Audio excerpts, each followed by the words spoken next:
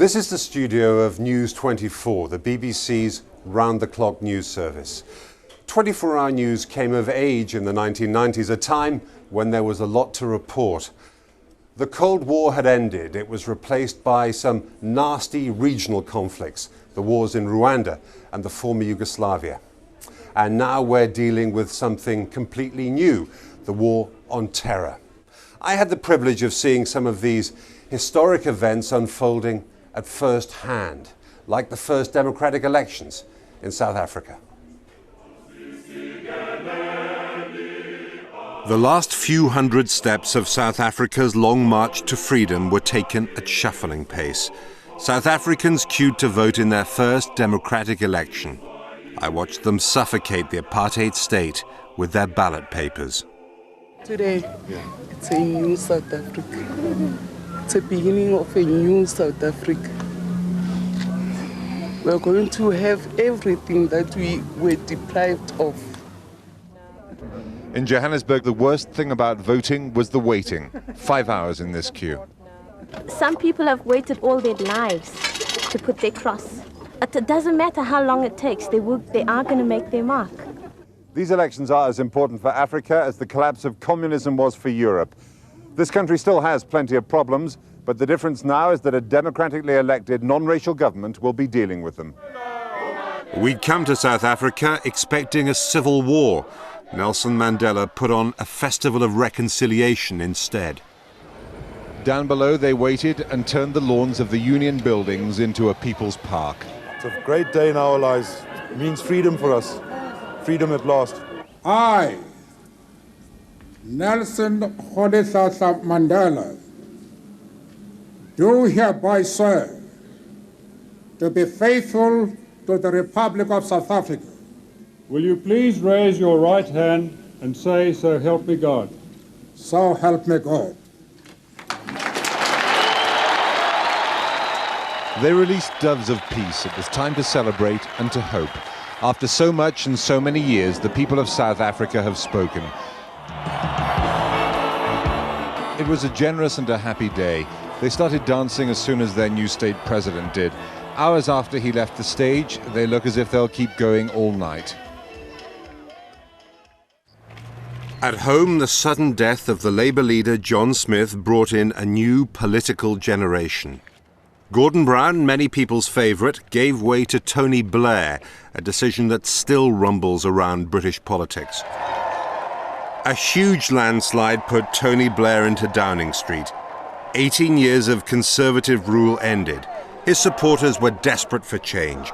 The new Prime Minister seemed absolutely certain that he could satisfy them.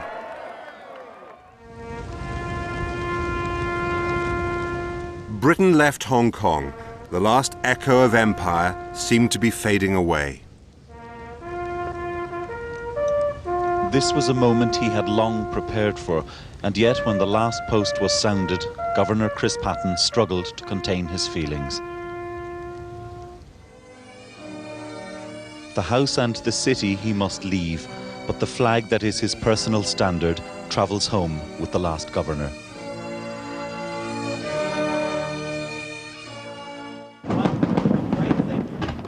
The last rites of imperialism finished with, the departing power staged a carnival of light. The generation who will grow to adulthood as Chinese citizens looked on in wonder. Tonight, as Britannia sails away behind me, it is hard to imagine an age when men from Britain got into wooden boats to sail halfway around the world. Back then, Hong Kong was a desolate, a forlorn place, the most improbable of all Britain's imperial adventures. And yet it was to become the Empire's brightest prize. Fergal Keane, BBC News, Hong Kong, and the People's Republic of China. Diana, Princess of Wales, died in a car crash in Paris. Britain was seized by grief, by sympathy for her sons, and by anger. Much of the old deference towards the royal family died with Diana. It has been a long goodbye. Precisely on time, 6 horses of the King's Troop and men of the Welsh Guards brought back from duty in Northern Ireland began the solemn choreography of national and personal mourning.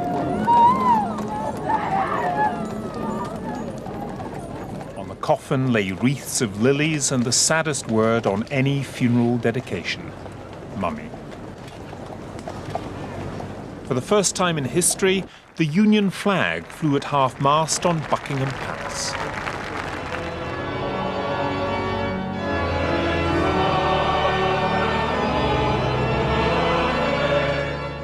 Diana, Princess of Wales, was carried for the last time through the streets, away perfumed by flowers, to the family estate in Northamptonshire, where this most public figure was laid to rest, out of the public eye.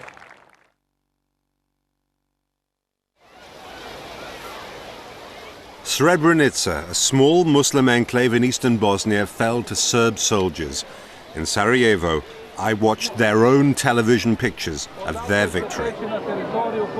General Ratko Mladic, Commander-in-Chief of the Bosnian Serb army, addressed the crowd. "Don't be afraid," he said. "Buses will take you to Muslim territory. Women and children first. Nobody will hurt you." The crowd of women and old men chorused thank you as he went about his business. Around 30,000 people, almost all of them Muslims, were trapped in the enclave. Tonight the pictures showed no Bosnian men of fighting age. The UN says all males over 16 are being interviewed as suspected war criminals. They weren't being interviewed. In clearings in the woods, 8,000 men were being shot by Bosnian Serb soldiers. It was the worst atrocity in Europe since the days of the Nazis. Later, investigators gathered evidence for the War Crimes Tribunal.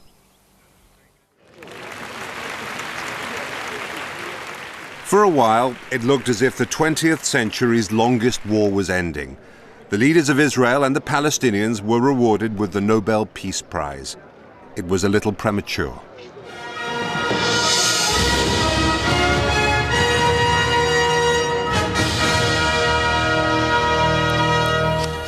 The Israeli Prime Minister Yitzhak Rabin, the architect of the Middle East peace process, has been assassinated. He was shot at least twice as he left a huge rally for peace in Tel Aviv tonight and died shortly afterwards in hospital. A 27-year-old Jewish man has been arrested and an extremist Jewish organisation has claimed responsibility for the killing. Yitzhak Rabin had spent the evening at a peace rally in Tel Aviv. The rally ended with Mr. Rabin joining in a song for peace. Police estimated around 100,000 people were there. One placard said, "Yitzhak Rabin, you are the hero of our generation." Morning candles are being lit, prayers are being said. The assassination is one of the greatest traumas modern Israel has faced. He was the leader Israelis trusted most with their security. Without him, concessions to the Palestinians would have been unworkable. This is a defining moment for Israel and for the peace process. Jeremy Bowen, BBC News, Jerusalem. No political murder in the 20th century was more effective. Rabin's killer, Yigal Amir, wanted to wreck the peace process. Perhaps it would have collapsed anyway, but without Rabin, it didn't stand a chance. After 5 years of disappointment, the veteran Israeli right-winger Ariel Sharon started a chain of events that finally killed it off. His visit to the holiest and most disputed place in Jerusalem ended in a riot. Years of Palestinian frustration and rage exploded into an armed uprising. For both sides, making war was easier than making peace. Some of the worst moments were on television. In Ramallah on the West Bank, 2 captured Israeli soldiers were beaten to death by a Palestinian mob.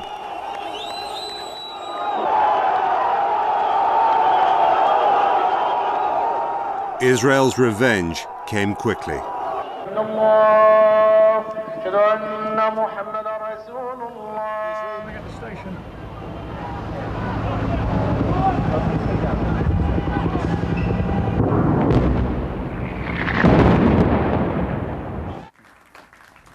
For 5 days, Bill Clinton's been taking heavy punches. Today, he tried to prove he could still fight back. With Hillary in defiant mood beside him, he cut short a policy statement to angrily deny the swirling allegations of sex with Monica Lewinsky and a cover-up. But I want to say one thing to the American people. I want you to listen to me. I'm going to say this again.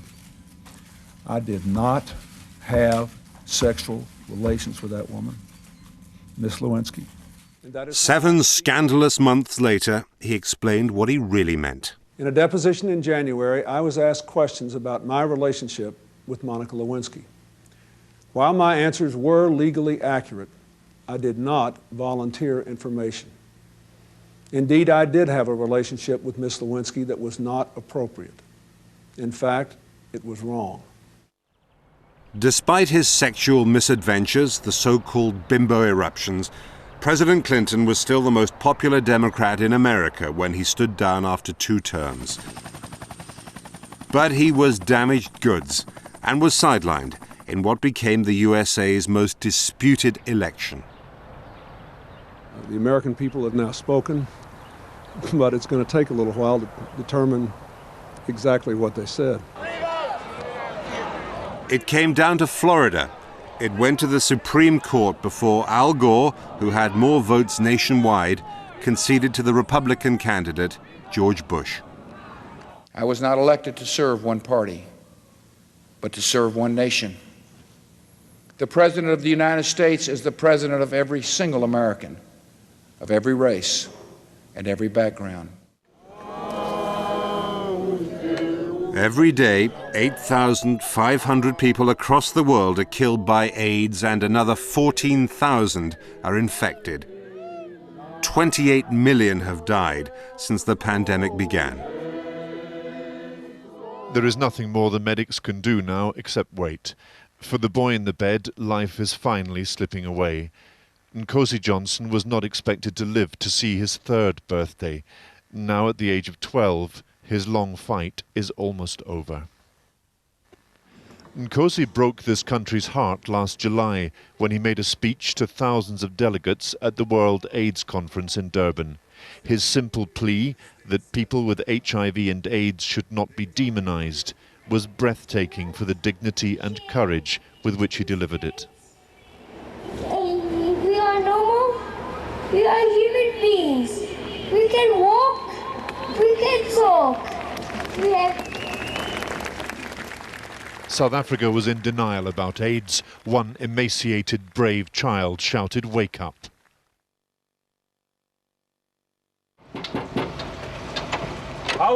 When Serb troops come knocking at your door, you may not want to answer if you're an Albanian, but then again, you may not have much choice. In former Yugoslavia, more ethnic cleansing.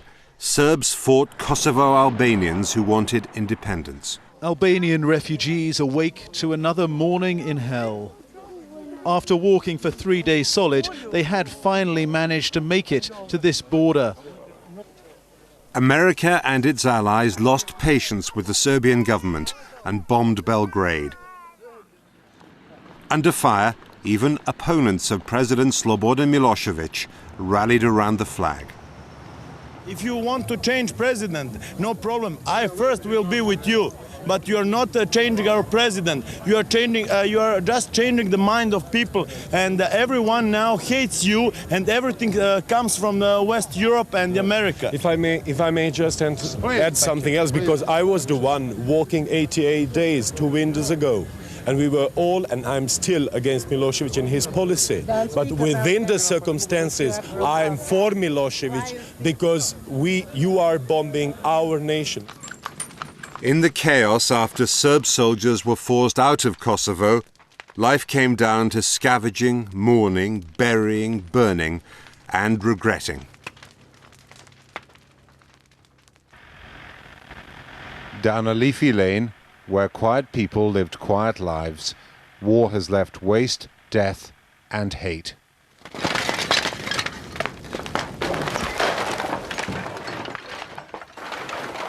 Serbs and Albanians were side by side in these hamlets. The Albanians say their Serb neighbors turned into their persecutors, their murderers. Now they've gone, they're looting and burning their houses. There are scores to settle here, unfinished business to complete with people whose names they know, before they can even start thinking about the future. No Albanian in this area is talking about reconciliation. What they want is revenge. The defeat in Kosovo finished President Milosevic. The parliament in Belgrade was stormed when he wouldn't step down.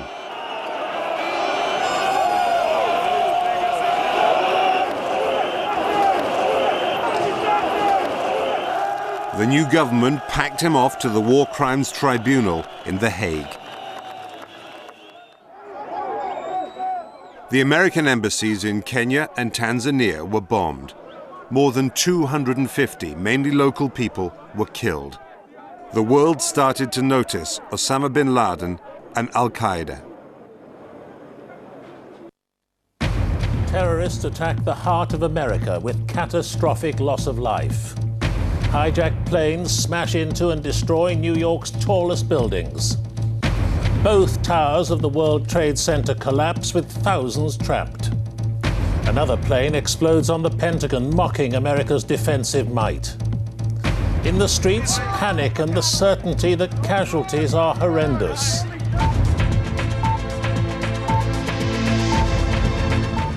It should have been a perfect day. But just before 9 o'clock, the pure blue sky over Manhattan was filling with smoke. A hijacked American airliner had just smashed into the North Tower of the World Trade Center. No one quite knew what had happened. Surely this must have been a terrible accident. But what happened next showed these were no accidents.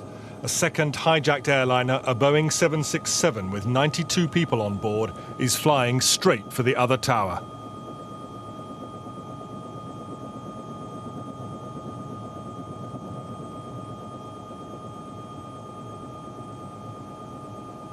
By now, many hundreds of people must already have been dead, and the unfolding disaster could be seen all around New York. Another one. Taking a look. Oh my God! Oh my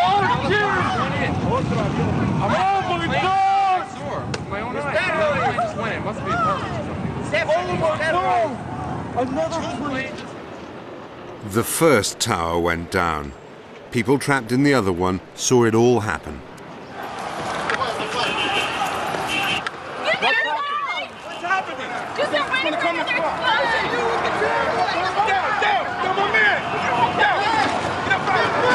It's just got to be a terrorist attack. I can't tell you anything more than that. I saw the plane hit the building.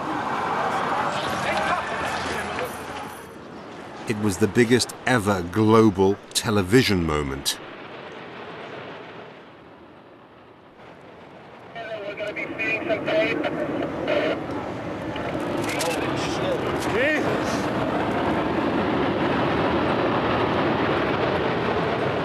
America's first target was Afghanistan. Its rulers, the Taliban, had sheltered Al-Qaeda and Osama bin Laden. The B-52s were still flying high over Kabul yesterday afternoon. Nervously, this broken city and its people waited. That night, my colleague William Reeve was sending a report when this happened.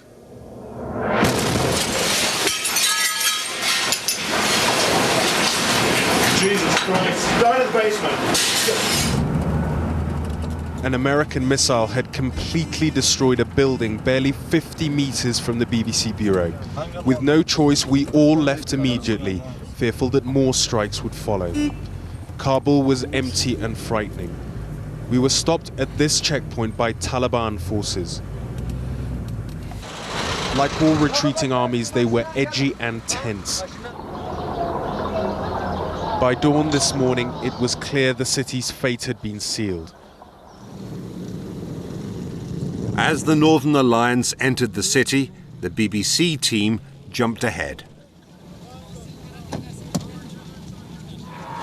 This is it. We're walking into Kabul city. We don't seem to have any problems around us. There's only people that are friendly and are saying, chanting, I'm afraid, kill the Taliban. But as we understand it, as we walk in here, there aren't going to be that many Taliban anyway. It was 7:53 a.m. local time. Kabul was a free city after 5 years of perhaps the most extreme religious system anywhere on earth. Back home, a rare chance to see a total eclipse of the sun. At 11 minutes past 11 on the 11th day of the month, over Falmouth, the airborne cameras show the moment the last rays of light disappear as the moon covers the face of the sun. The eclipse is total. It's 13 minutes past 11 now. The moment of totality has just reached us here in Plymouth. Now, of course, we can't see it, but you can certainly feel it and sense it. The light went very quickly and the temperature has dropped. It had been a day when the heavens had promised much, but delivered rather less, thanks to the weather.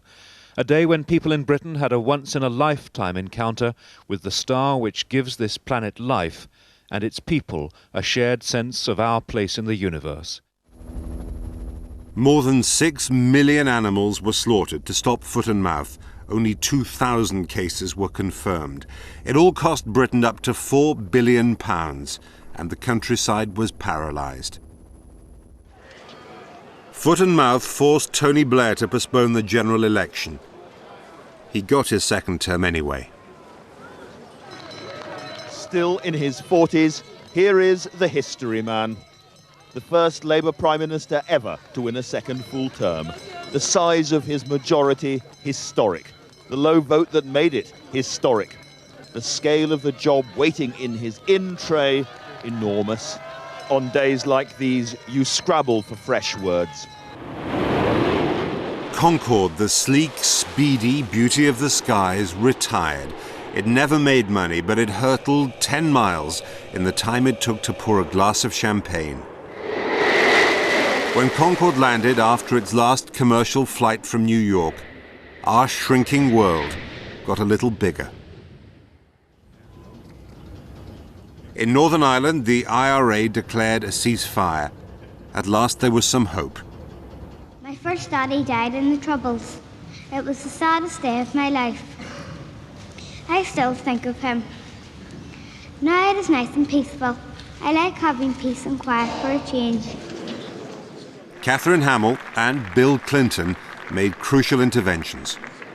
You must say to those who still would use violence for political objectives, you are the past.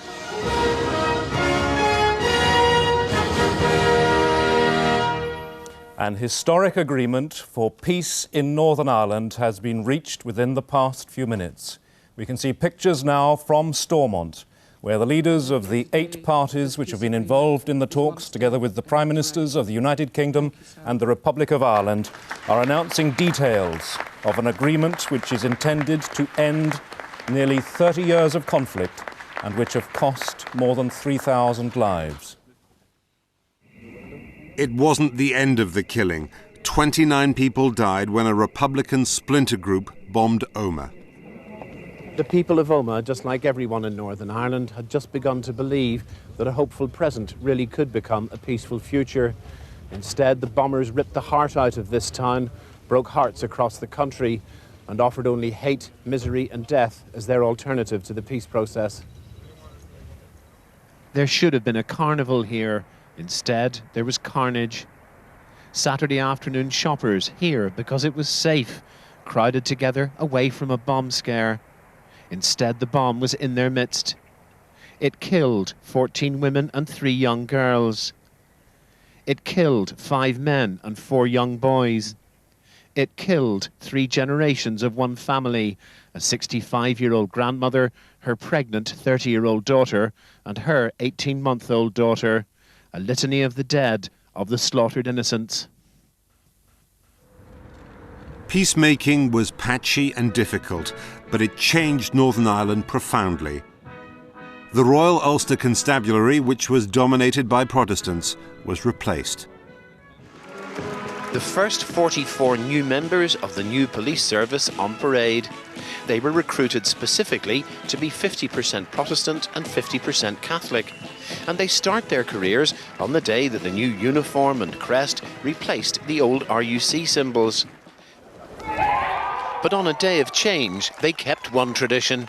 Dennis Murray, BBC News, Belfast. The Queen Mother died at the age of 101. Her grandson stood vigil in Westminster Hall the night before her funeral.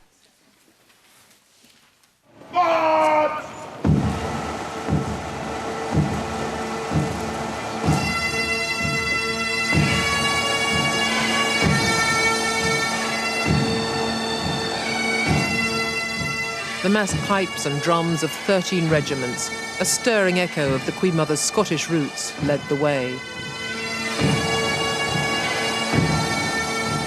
It was a procession marked by the order and dignity that were at the core of her life.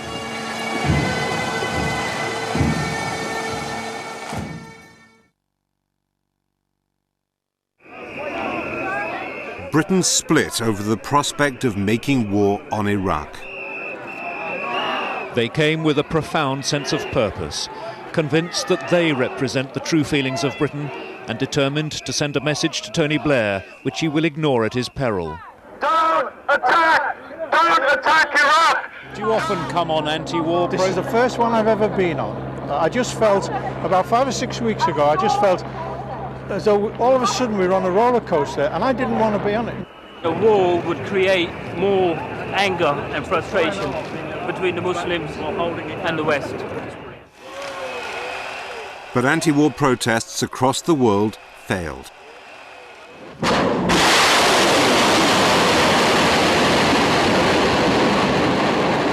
The first taste of war for most crew members, thrilled to target Saddam.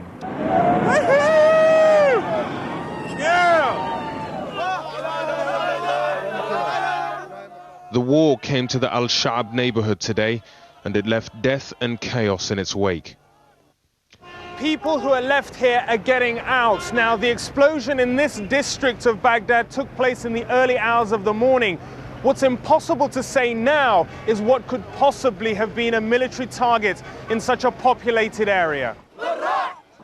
They chanted for Saddam Hussein, partly because he was still in power and the cameras were there, but also because of real anger about the deaths of civilians in what they saw as a Western crusade. In northern Iraq, a BBC team was in the wrong place when the Americans bombed their own side.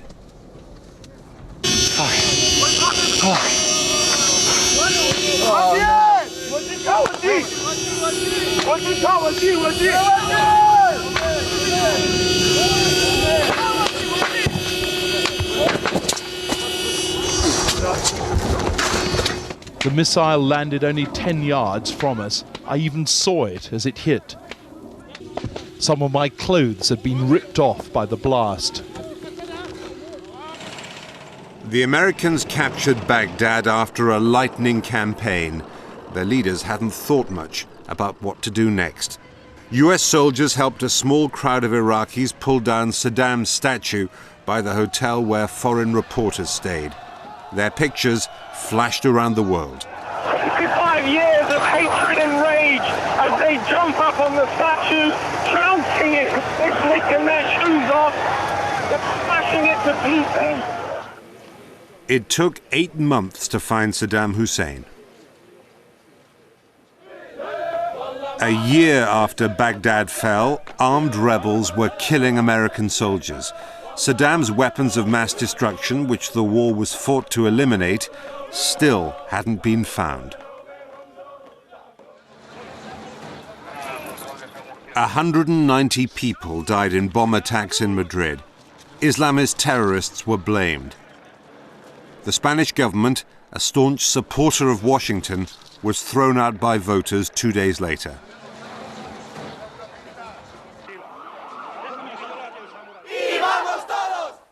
When millions of Spaniards demonstrated against terrorism, television pumped live pictures around the world. People might never be able to control the forces that shape their lives. But these days, at least they have a chance to see them and perhaps to understand them.